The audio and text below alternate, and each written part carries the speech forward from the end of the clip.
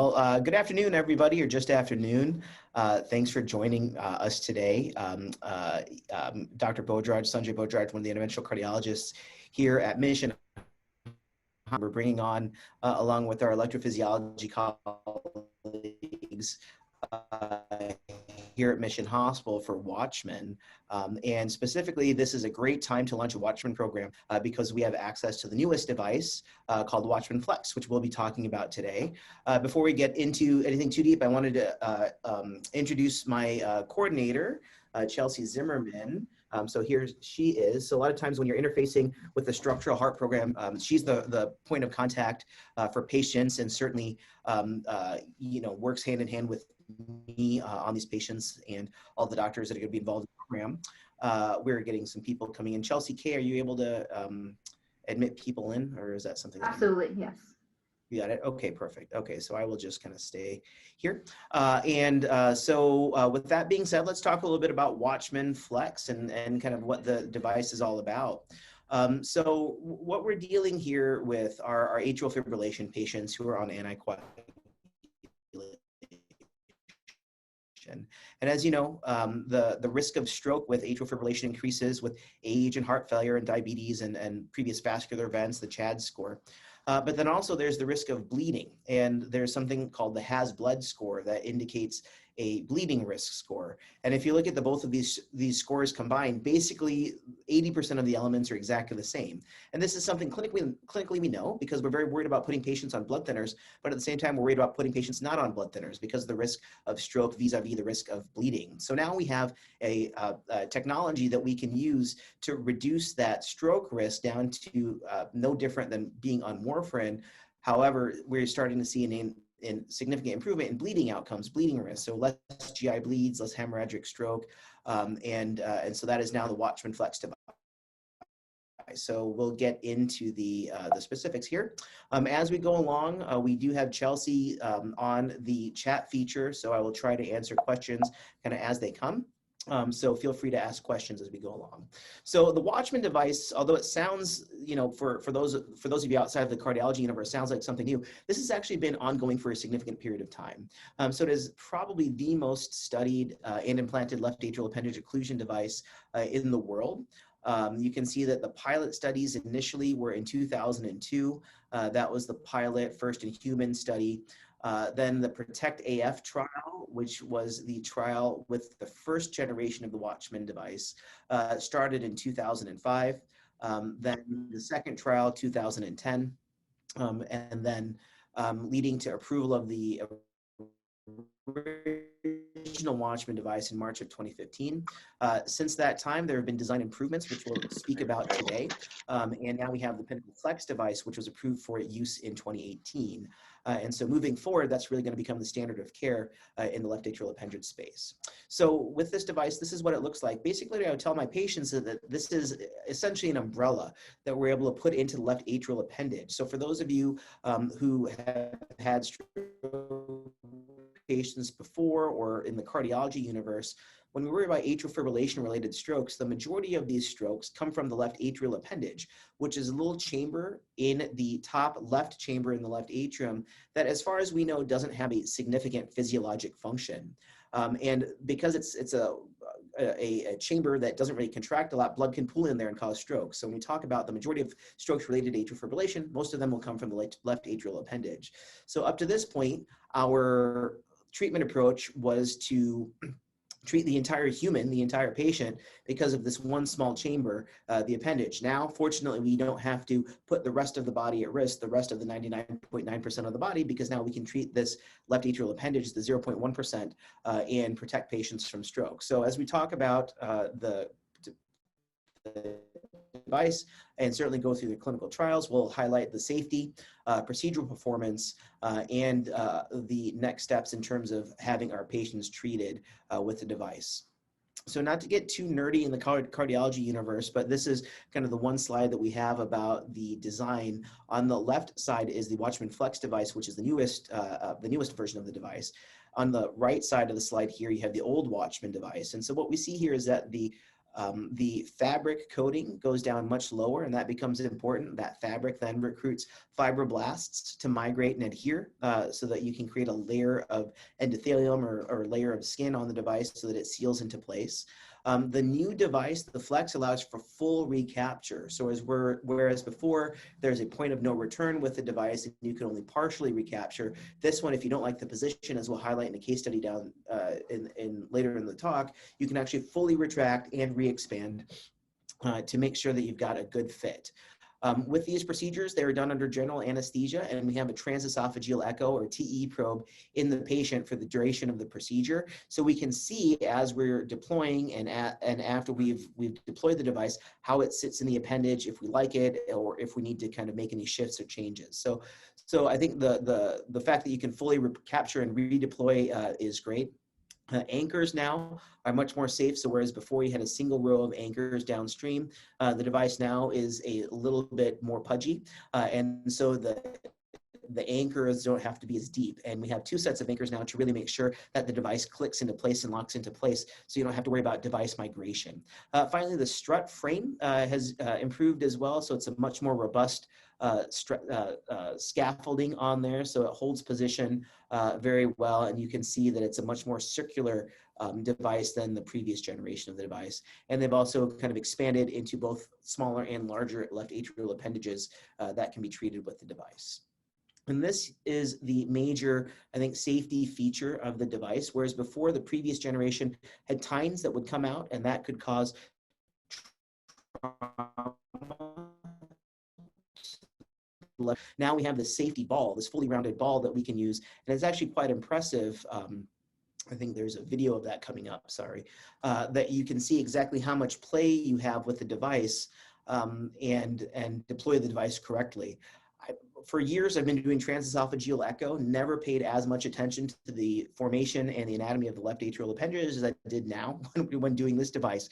And a lot of people will have two lobes or multiple lobes in the left atrial appendage. So sometimes you have to test one versus the other to see where the device sits better. And having the ability to use this ball to direct where the device is going to land allows for much more precise positioning of the device. And you can see here in the clinical trial for Watchman Flex, 0 pericardial effusions requiring open cardiac surgery, which was one of the concerns with the previous generations of devices. And here you can see that the anchor design allows for optimal engagement with the left atrial appendage and maintaining that stability within the tissue so that migration you don't have to worry about migration here. As you're recapturing and redeploying, you can see kind of the location of the tines here, how they fully recapture as well. So as you're pulling back, you're not shearing or you're not tensing onto the tissue that could cause any sort of complications with left atrial appendage or tearing of left atrial appendage. So it's become a much safer device. Here you can see, again, kind of the full recapture capabilities, and using the various landmarks on the device and on the delivery sheath, we can get a good idea as to where and how the device is going to land. So here you can see this is the outline of a left atrial appendage anatomy, and by aligning the shoulders of the device with the anatomy, you can opt for a successful placement. The new device, as we mentioned, kind of there's a configuration change, and so now you see that it's a much more robust device with an 89, almost 90% improvement in complete seal, 80% more contact points. So the more contact you have with the left atrium, the more likely you are to have it close completely. And a redesign to the metal delivery cabling right here to where we have a reduced amount of metal exposure. This was a concern in the previous generation of device, as from time to time you would see thrombosis on the device itself. So now that metal exposed, the amount of metal exposed has gone down significantly, so now that becomes much less of a concern. And then with the device as well, with the new device, we've expanded the treatment patient population. So whereas before we had specific anatomies of the left atrial appendage that were amenable, and some unfortunately that were not amenable, particularly if the depth was less than the width before, that would be a problem. Now with the new device, with the redesign, that does not become a concern.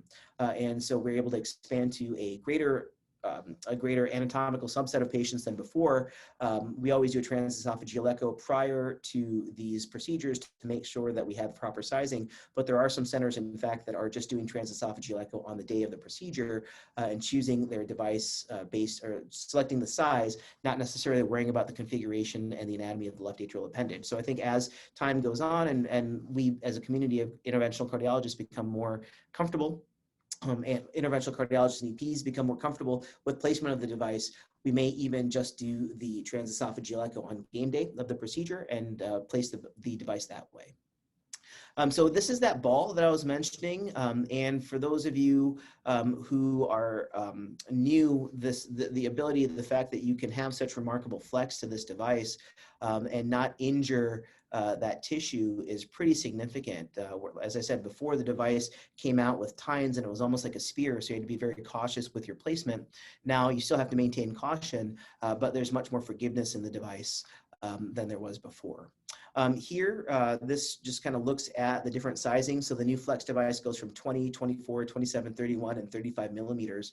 Generally, we'll want to have compression of the device. So we want to see about a 20 to 22% compression with the device. But you can see here the majority of patients are in the 24, 27, and 31 millimeter range for the left atrial appendage size.